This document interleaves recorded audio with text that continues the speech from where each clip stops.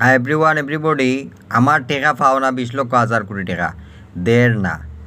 আমার টেকা না দিয়া বাংলাদেশের ভিতরে লেনদেন করের, অথচ বাংলাদেশের ভিতরে তাকের কলজা অত বড়।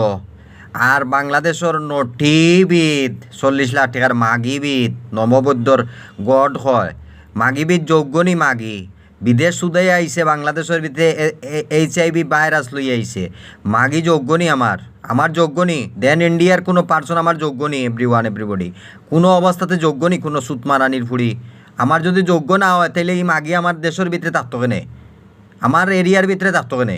মাগি তো মাগি, মাগি আস্তা দিন থাকি রাত পর্যন্ত পেস্টিজ নষ্ট করবো। মাগির কার্যকলাপ থাকবো খারাপ, মাগির থাকবো রুলস অন্য ধরনের। মাগি তো মাগি, বেশ্যা তো বেশ্যা।